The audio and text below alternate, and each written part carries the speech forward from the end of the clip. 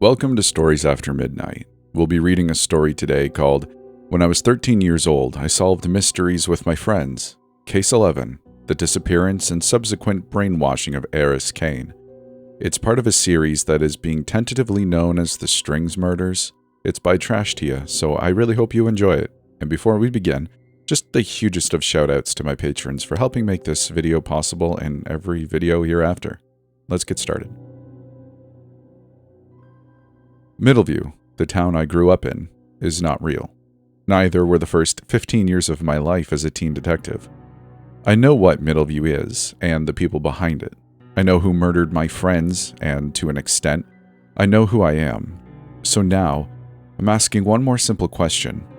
I still have so many, and those will be answered in due course. The third passenger in my mother's car, the identity of the person she saved along with me, cutting them from their strings, not to mention the truth behind Middleview's Puppeteer. But one question still remains, haunting the back of my mind since I started to take notice of my own delusions, figments of my imagination carved into my friends' faces. I imagine them because I didn't want to come to terms with the reality of who and what I discovered the night I found them again. The mayor's son, Noah Presley, no longer existed as a human being.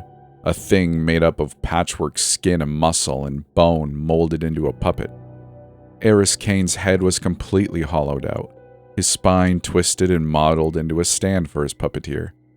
Mei Lee's lips had been split apart, a permanent grin jerking left to right with her strings.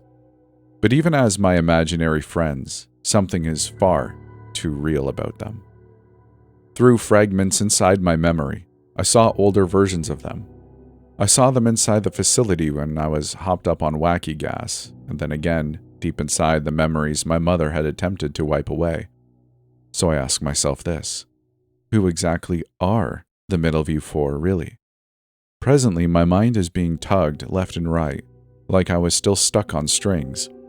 Ever since Dr. Delaney dived inside my skull to find the identity of the kid my mother saved, my mind was no longer part of me. Instead, what felt like a detached videotape stuck in rewind. My memories were not in chronological order, instead a non-linear mess.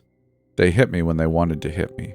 So it was less like going down memory lane, and more like being forcibly drowned inside my own mind, plunged into the darkness, memories that had been suppressed and wiped away. It's like throwing up, completely out of my control. This particular memory was like poison being poured inside my brain, but I couldn't keep a grip on reality. Instead, I was plunging deeper. My memories were like waves crashing onto a seafront. One comes in while the others are thrown back, and I couldn't stop it, fighting it like a virus striking through my blood. I was clinging on to the real world, which was fading fast, my vision blurring. I held on to where I was. I was inside my mom's office. The sun was bleeding away into early twilight, and I was desperately holding on to every streak of light filtering through the curtains. I was aware I was still hallucinating Noah Presley, but even he was blurring in and out of view. Noah did not make sense. The more I was getting to know this version of him, this snapshot I had imagined into existence, I was slowly coming to realize it wasn't just his memory of him that didn't make sense. I didn't know his past self either. I didn't know the reason behind him seemingly getting older despite dying at 15. Drenched in shadows that were threatening to engulf him completely, the mayor's son was standing in front of me, arms folded, head inclined. He felt right, comfortable, like he was my home. Noah was still stepping on my toes just like he did when we were kids, rocking back and forth on his heels. Marin? Noah's features were slowly bleeding away. Reddish dark hair becoming inky nothing, those last fragments of him fading into shadows dancing around the room. His sing-song voice sounded real, drifting in and out of my ears like a whisper in the wind. But as reality and memory began to blur, his voice was growing louder, a muffled yell plunging me inside a memory. I existed in two places at once, reality standing in my mom's office, and Middleview tied back to back with the mayor's son. Marin, oh hell, wake up. Where are we? It was pitch dark and my head was hurting. Concussion? No, but I had definitely hit my head. I could feel an ooze of warmth, blood, trickling down my temple. My wrists were expertly bound together and tangled with Noah's. There was something sticky over my mouth. Duct tape. I was used to being kidnapped, so being gagged wasn't usually a problem for me. I just licked the inside until it was pasty enough to spit out. When we were kids, the people we hunted down were more tame and cartoon-like. Aris called them Scooby-Doo villains. They were cat burglars and vegetable thieves. But the older we got, the more dangerous these people became. We started to come face to face with crime bosses and child killers. By the age of 13, I was aware I wasn't invincible, and Middleview's psychos would kill us if they had the chance. However, what I wasn't counting on was being betrayed by one of our own. I'm going to kill him. Noah was our usual damsel in distress, the Middleview 4 member who was always getting himself knocked out and dragged to second locations, despite being the brawn in our group. He had even mastered the ability to speak through a gag. According to him, it just took practice, and being tied up for long periods of time with nothing to do but scream into the masses of tape slapped over his mouth had been the perfect opportunity. In this case, he was screaming, struggling violently in his chair. I wouldn't call it communicating. I was still trying to figure out where we were. It looked like an old barn. Tipping my head back, I could see a half-crescent moon drowned in eerie white light poking through a hole in the roof. With another yelp, Noah almost sent the two of us toppling over when he violently threw himself forwards. I could understand why he was so upset, but he was going to attract attention. Twisting in my chair, the barn was empty, for now. If Noah kept muffled screaming and rocking back and forth in his chair, that would change. Noah, I spoke calmly through the uncomfortable stickiness over my mouth, grasping for his clammy hands. He's dead, the mayor's son muffle wailed, throwing his head into mine. The impact was painful, but I don't even think he felt it. I had to push down the overwhelming urge to slam my skull into his in retaliation. How could he do this to us? Noah's voice choked into a sob. I always knew there was something shady about him joining us, and I even questioned it when we were kids. Yet somehow I was the crazy one for suggesting the weird British kid who inserted himself into our gang was going to betray us. Except that's not what you said, I hit back. You didn't like him because you wanted to be the only boy in the gang. Noah spluttered. I was 10, and that doesn't even matter. You're changing the subject because I'm right this time.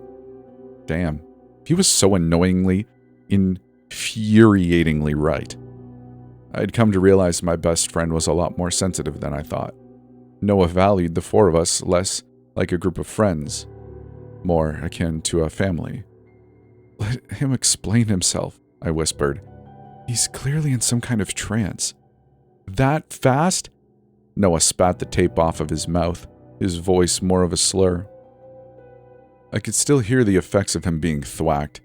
You seriously believe someone screwed with his head withered the space in 5 minutes? I'm not an expert on brainwashing, but that's not how it works. It takes time, moron, which means he's been playing us this whole damn time. The bastard knocked me out with a golf club, Marin. He struggled again, and this time I was out of patience, letting my intrusive thoughts win. I should have asked my own questions, but I wanted to believe that our fourth member was always with us, just like he promised at the age of 10 years old when we officiated him joining us with a rainbow cupcake and playfully shoving the boy into the town lake. Noah was rightfully pissed. How could he do this to us? Frustrated, I knocked my head back into Noah's. Shut up! Impact this time was more satisfying than painful. I could practically hear the boy's drug-drunk brain bouncing around in his skull. Ow, he whisper-shrieked, twisting around. What was that for? Jumping to conclusions, I gritted out, half aware of a flashlight hitting me in the face. The beam danced across the wall in a tease, and I had to squeeze my eyes shut to avoid the scratching glare. Hey! Noah squirmed in his chair. His head fell on my shoulder, arms wriggling against mine. I know you're there. What the hell is this? Shh! I shoved him this time. I highly doubt he's been conspiring against us since the 4th grade, I hissed. It's not him, Noah. I told you he's clearly under the influence. And what if it is him? He gritted back. Easy, I said, my lips curving into a smile I didn't understand, poison in my mouth and bubbling in my throat. This feeling was foreign and new. It felt like my mouth was being stretched together and apart. Suddenly, my bound wrists felt stronger, like I could twine my fingers around our 4th member's neck, snapping it in two. We kill him. The words were not mine, and yet slipped from my lips so effortlessly, I almost lost my breath. Words were suddenly so hard, soup on my tongue and choking my brain. Noah's sharp intake of breath jolted something inside my mind. I could sense the boy's reply in his taut muscles, goosebumps prickling up and down his bare arms, his stiffening back, but he didn't say it. Even then, something was being pulled inside the two of us, contorting our limbs, our thoughts, and speech. I couldn't see his face, but just from the tone of his voice, I knew Noah was smiling.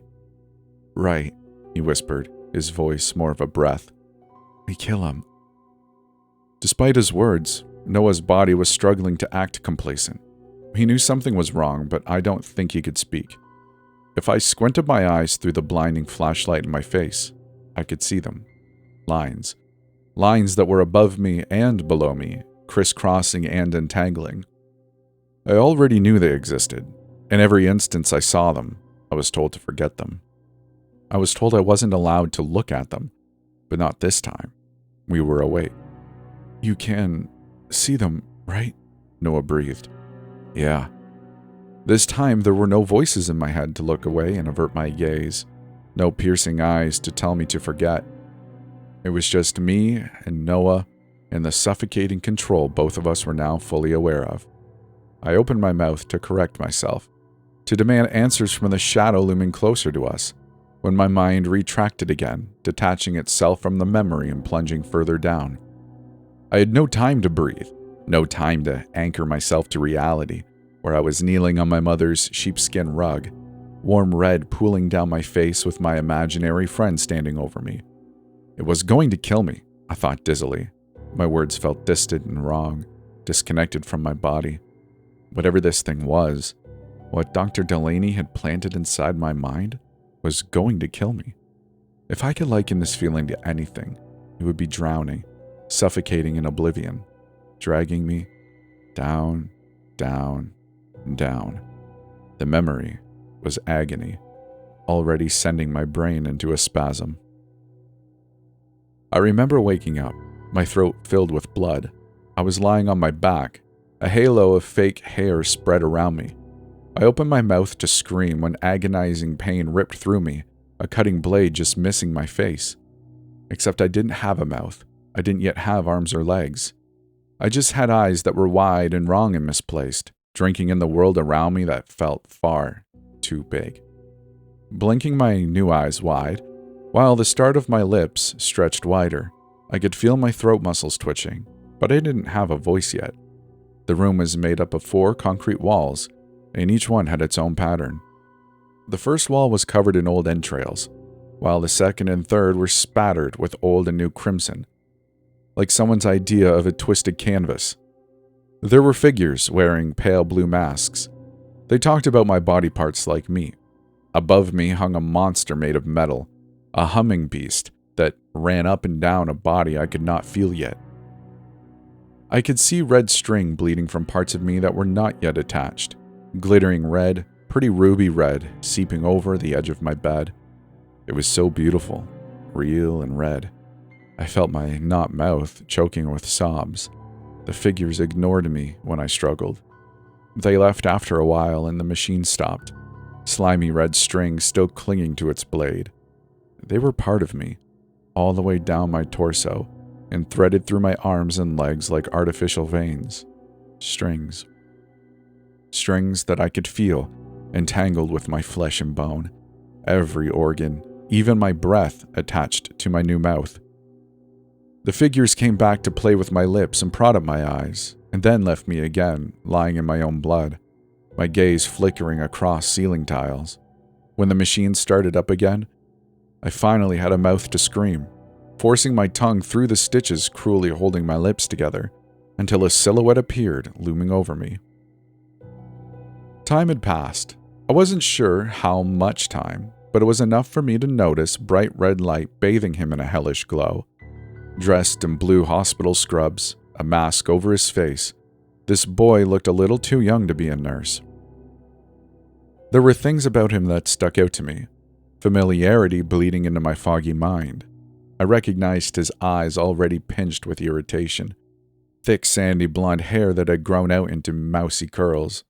When he grasped for my strings, pinning me to the table, I blurted out a cry.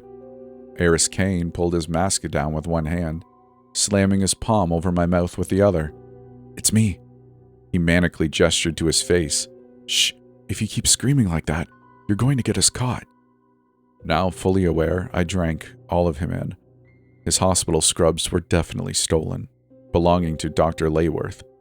Tucked into the pocket was a scalpel and a pair of scissors.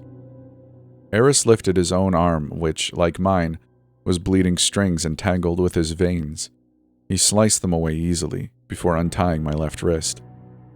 The boy leaned close, shuddering breath tickling my cheeks. "Do you remember senior year?"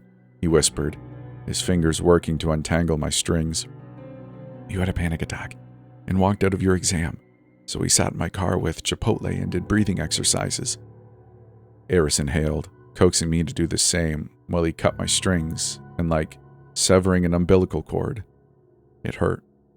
When they were sliced and cut into, it felt like I was being ripped apart. Aris puffed out his chest. "You breathe in for 4 seconds, hold it for 7, and then exhale for 8 seconds. I did exactly what he said, forcing myself to drag in air and hold it. "Wait," I said in my mind, fuzzy. "Who are you?" Aris's smile dampened. It's complicated." When I gave him a quick nod to signal I was okay, he gently pulled me off of the table. Immediately my legs gave way, but Aris was already wrapping his arm around my shoulder. He led me toward the exit, and I glimpsed half of a torso pinned to another table, a limp arm hanging off the edge. Everything I was seeing was unfinished. Severed parts and heads, abandoned saws stained dripping scarlet. In the eerie white glare of the emergency lights, Aris Caine's fingers were slick scarlet. His scrubs were stained, painted, like he was its canvas. Aris led us onto a white hallway, warning lights flashing in his face. There were bodies everywhere. "Can you run?" I managed a shaky nod. We made it halfway down the hallway before a woman appeared with a gun. Aris stumbled to a stop, and she pointed the gun between his eyes, her fingers expertly wrapped around the handheld. "Look," Aris nudged me, and I followed his gaze. Strings. I could see them dangling from the woman, making her dance.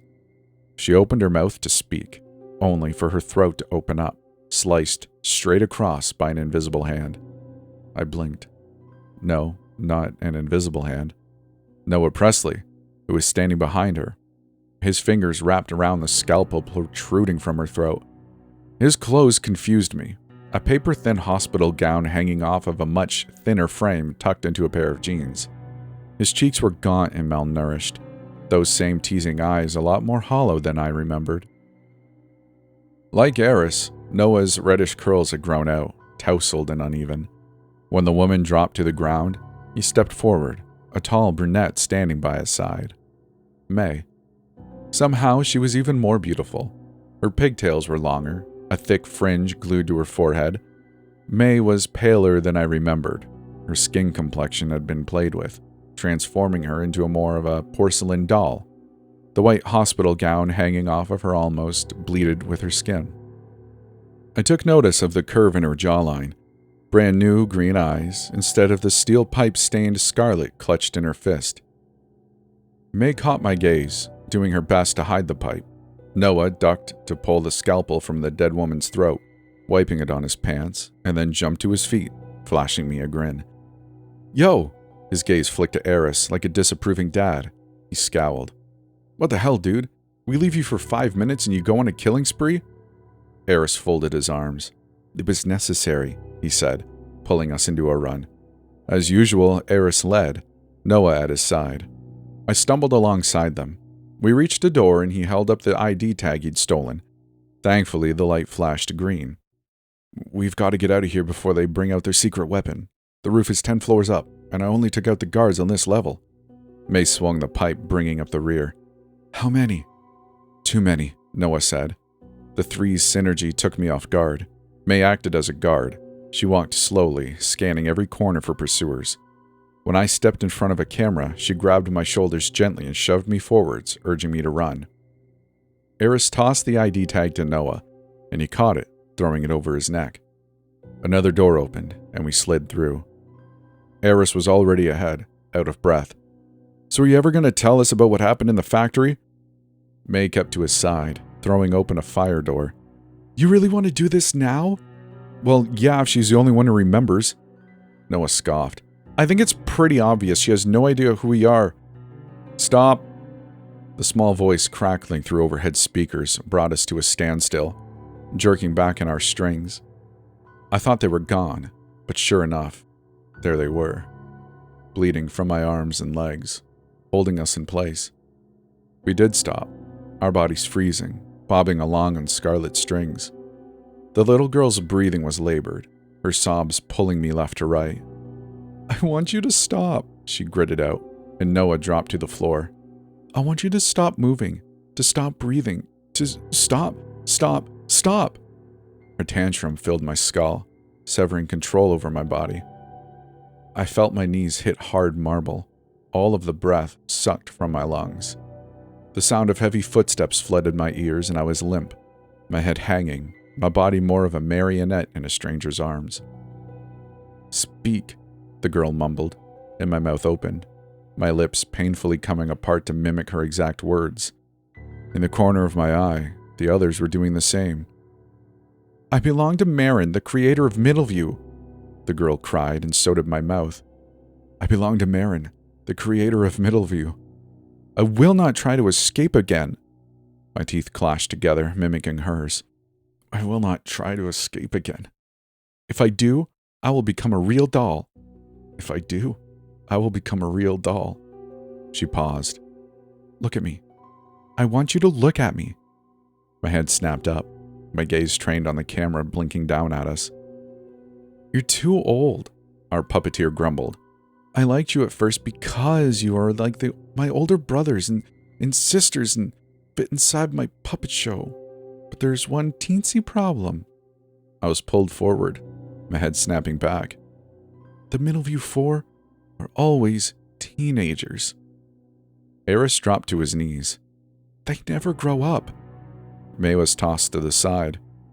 They stay in Middleview and solve mysteries forever and ever, and stay best friends until the end of time. She let out a giggle that chilled me to the bone. So you're not going to grow up.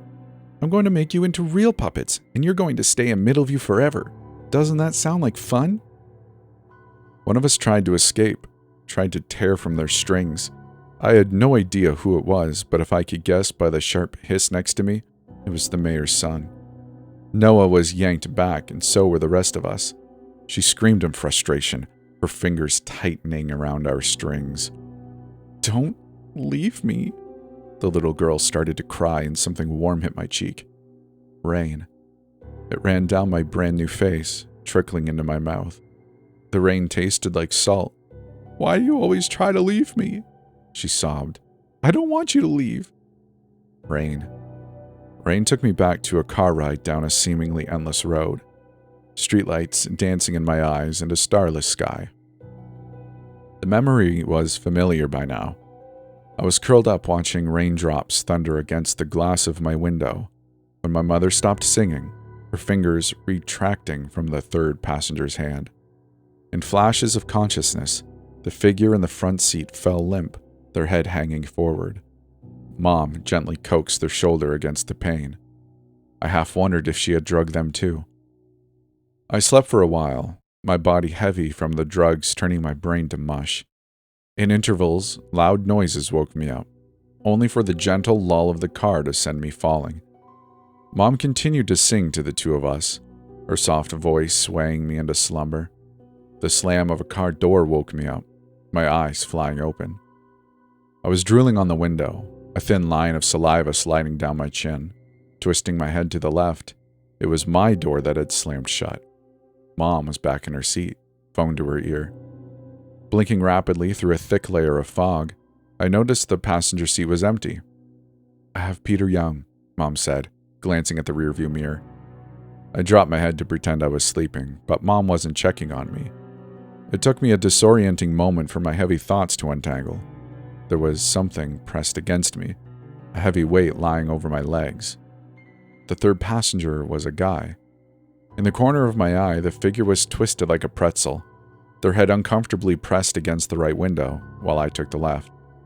"Yes, he's still attached," Mom said, when my gaze found slimy strings still clinging to him, wrapped around his arms and legs. With him so close, I could almost pretend he was still human.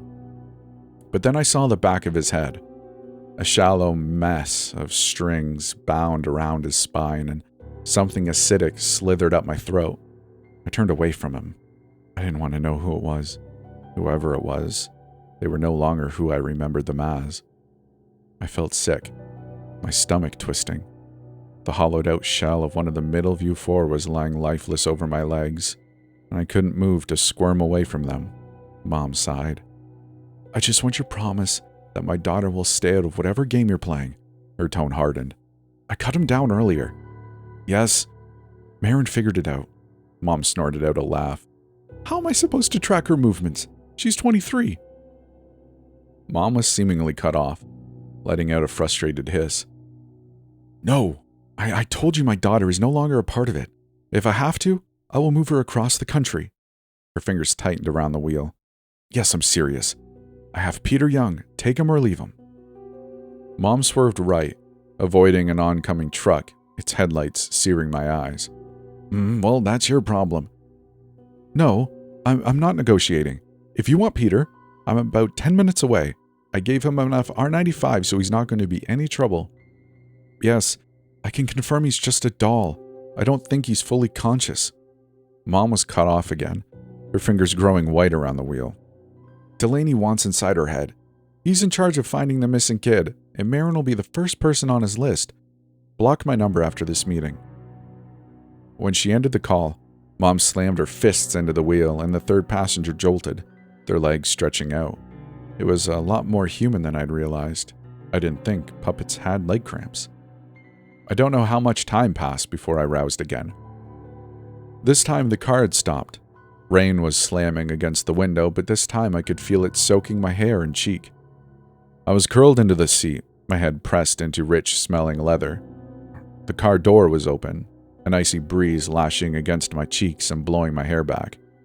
Mom was leaning over me, wrapping her arms around the third passenger, scooping the shell of a boy into her embrace. Cold. The soft croak dragged me out of slumber. I knew who it was, but I couldn't move. His voice was a hollowed-out cry. I couldn't call it human, his mouth jerking left to right, still on strings. "Why am I cold?" Mom didn't react, squeezing the boy to her chest. "I'm so cold." His voice whipped around in the wind, but I still heard it loud and clear, a human cry clinging onto long, dead flesh. "Kill me." She turned and strode directly into the downpour, the lifeless shell of my best friend hanging limp in her arms. Everything that had been him, illuminated in passing headlights whizzing past us. There was something wet in my lap. Strings. I held them up, dangling them between my fingers. My body was moving before I consciously knew what I was doing. Slipping out of the car, I fell directly onto my knees. I was still made of lead, my limbs heavy. I could see Mom's figure through half-lidded eyes, lashes of rain gluing my hair to my face. She came to an abrupt stop suddenly, as if someone was pulling her strings, followed by the crack of a gunshot piercing the night. I remembered blindly crawling until my hands were damp, palms pressed into warm scarlet seeping across the road. Mom's eyes found me in the dark, wide and slightly manic. She had already wiped her hands on the front of her shirt, red smears decorating the seam. Her mouth formed a smile, and I was already stumbling back. "See, Marin?" Mom's voice rattled in my skull. She started forwards, wrapping her around me. "Everything is going to be okay," she hummed. "I got rid of the bad people. You're safe now." Back in the present, I was choking up bloody strings, my imaginary version of the mayor's son still hovering over me. It took me a moment to anchor myself, grabbing toilet paper and pressing it to my nose and mouth. Wow. Noah was back, less shadowy and more himself. He inclined his head, a swath of reddish curls slipping over his eyes. "You don't look so good." What I knew for sure was Dr. Delaney was after the memory of the car ride, and I had no doubt he would be pursuing me again. There was no point in telling Noah. He was my subconscious, he'd seen it too. The mayor's son had seen everything, from our attempted escape to the car ride revealing the identity of the puppet cut from their strings. Still, though, I couldn't get it out of my head that something was off about them. So I asked him again, applying pressure to my nose. "Why do you keep getting older?" Noah's lips curled into a smirk. He folded his arms. "You're a member of the Middleview Four," he teased. "You've brought down first-grade milk thieves, druggy janitors, and evil teacher cults who brought the world crashing down." When I caught his eye, he pressed a finger to his lips. "That's a spoiler," Noah chuckled. "Anyway, you've been solving mysteries since we were little kids, and you still haven't figured it out yet?" Before I could open my mouth, he continued, bouncing on his heels. He was enjoying this. "You still can't solve the mystery of who we are." I felt something comfortable again, reveling in the warm light around my mother's lamp. Comfortable enough to hit him in the chest, which felt real. Noah settled me with a pitiful smile. "You just technically hit yourself." I ignored him. "You say it like it's easy." "It is easy," he rolled his eyes. "You're not much of a detective, are you?" "You sound pissed." "I am pissed. You call yourself a detective and yet you ignore clues literally right in front of you. It's screaming at you right in the face, and you turn your head and pretend to be oblivious." Noah's eyes drank me in, enveloped in darkness I was yet to know and understand. "Are you scared?" Noah stepped closer. "Is that why you're choosing to be ignorant? Things are falling into place, but something tells me you don't want them to fall into place. For the first time in your life, you would rather the mystery of yourself and us remain unsolved." "You killed those townspeople," I said. "Why?" "I don't know, Marin. I'm not real." I tried again. "Who is Peter Young?" "How am I supposed to know? It's your memory." Harsh. Aris was leaning against the door, his arms folded. These guys had a habit of appearing out of nowhere, bleeding into my line of vision. Aris blew hair out of his eyes. "Can't you go a little easier on her? You're acting like memory diving and casually hallucinating your dead friends who don't make any sense is an everyday thing." "It's the truth. She's scared." "Leave her alone," May mumbled from her place on the floor. She was sorting through the avalanche of papers knocked onto the carpet. She looked up, shooting them both death glares. "She has a lot of crap to process, idiots." Noah blew a raspberry. Yeah, such as the ever-growing question of who we are. There's one in particular that's driving her mad, but she's ignoring it." He was taking the words right out of my mouth.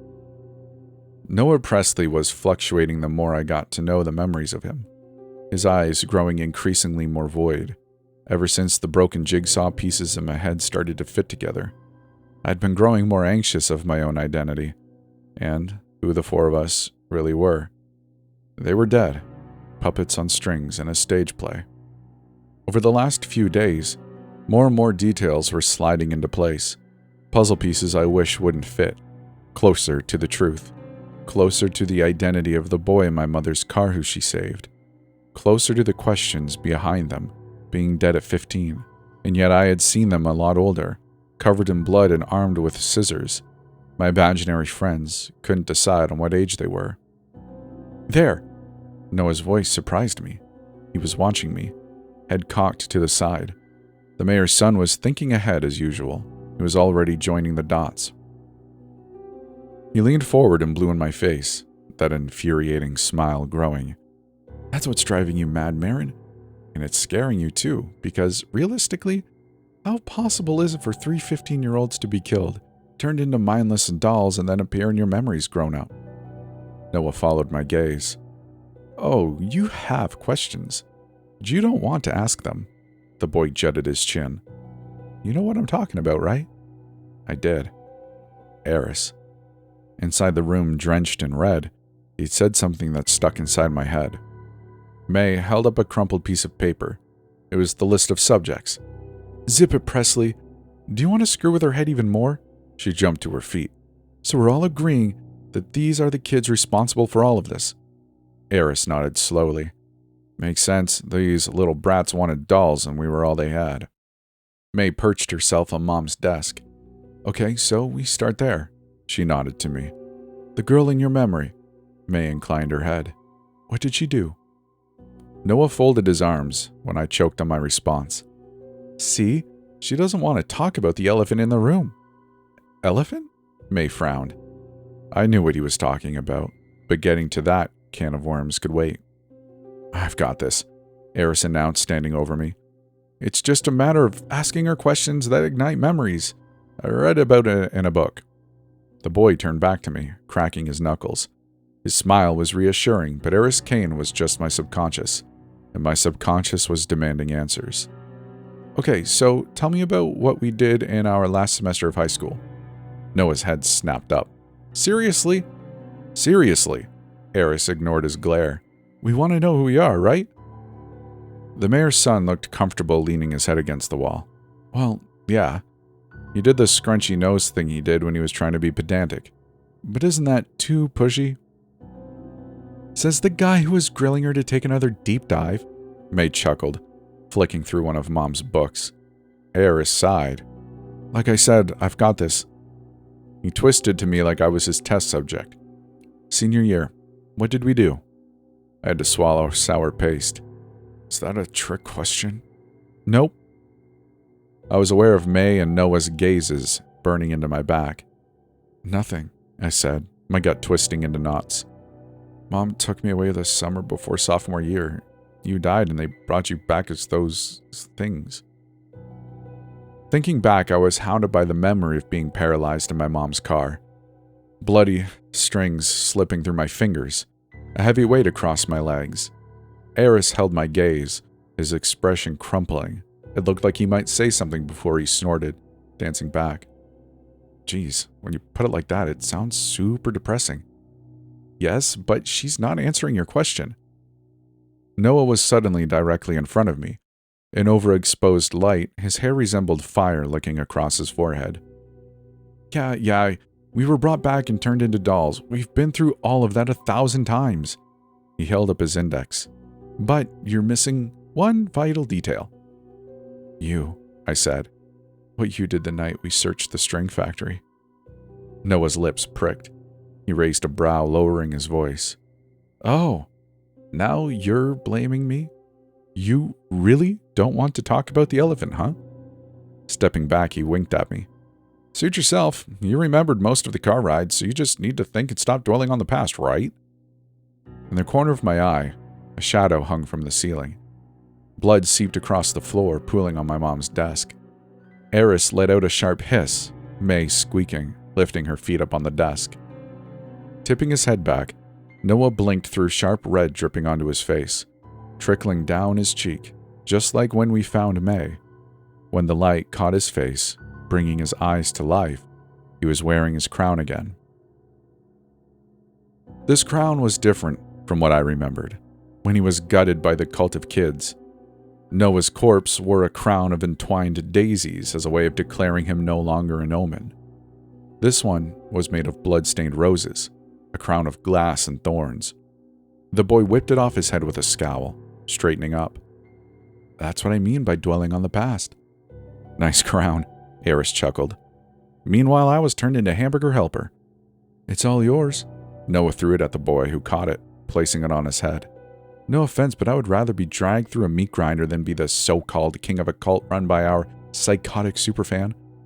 You're just saying that. No, I'm serious. I would rather be torn apart than be a Midsommar knockoff. I was dragged through spinning blades. You got impaled by a tree branch. Turning my attention away from their argument, I noticed the panel on the hidden door had changed. May appeared next to me with a smile. A keypad. She poked it. What are the chances of the code being 1234? Aris joined us, examining the keypad for himself. Huh. This thing seems to be both manual and biometric. If we go in there, there's a chance of it automatically locking us in. He shot me a grin. We did get locked inside the freezer in Lady Croft's mansion when we stupidly thought it was a good hiding place, but it's worth a try, right?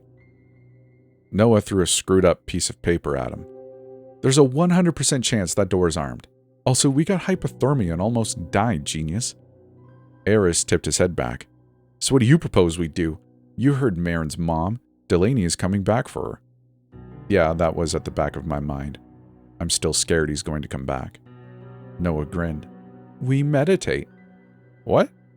Relax. I read about it in a book. He mocked Aris's accent. Aris threw a book at him and he easily dodged it. Noah situated himself in front of me, pressing his fingers to my temples, his eyes flickering shut. Just relax, okay? We can try going through your memories at your own pace and not whatever the hell Delaney did to you. That's your idea of meditating? May raised a brow. Noah cracked one eye open. It's all I got. His touch was familiar, strong enough to pull me back. Back to being tied, back to back with Noah, inside a ticking time bomb. The case that twisted both boys out of shape and brought our painful reality crashing down on us. What I am guessing led Noah to become the infamous Middleview Strings murderer, something I really do not want to see. I'm terrified of seeing who he really is. Case 11. The disappearance and subsequent brainwashing of Aris Caine. However, before I allowed myself to plunge, the question that had been haunting my mind finally slammed into me. Aris? The boy inclined his head. Yeah. I was already speaking before I could help it, my tongue tangling. You've been inside my memories asking me the same question. What happened in the strings factory? You guys keep asking me the same questions, creeping into my head to try and get answers. But you want answers of your own that have nothing to do with my subconscious. You asked me about senior year, but we never had one. You told me I had a panic attack during my exam, but you died at 15 years old. Aris rolled his eyes. Thank you for once again reminding me of my ultimate demise. Noah groaned, tipping his head back. Let her talk. No, I said. Well, yes, you're dead. I saw you carved into a child's puppet.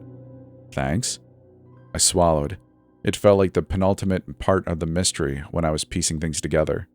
Noah was usually the one who said this speech, joining all the dots and ripping off the metaphorical mask. I could sense the boy watching me closely, mouth curled.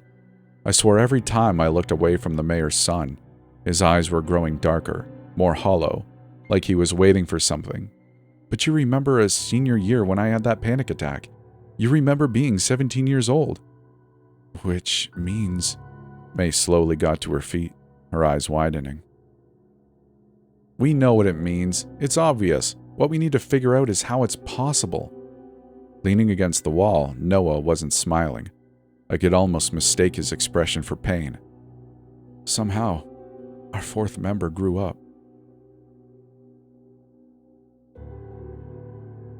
That's it for this part. I really hope you enjoyed it. If you did, and you're on YouTube, consider liking the video. If you're anywhere else, I don't know what your options are, but I appreciate you listening, and I do hope you'll reach out. Let me know your thoughts on this episode and as on the series so far. I really appreciate you being around here, and if you'd like to support the channel, you can do that by liking or subscribing or commenting, whatever. Or if you'd like to do more than that, there is a Patreon where you get early access to things, and there is a bit of a podcast on there, a bit of another series that has been slowly going on because it's like 100 parts, but it's there. There is a Discord, too, that you can join and come hang out with us if you'd like. With all that said, I think that's about it, so I hope you enjoy your day, and we will see you in the next one.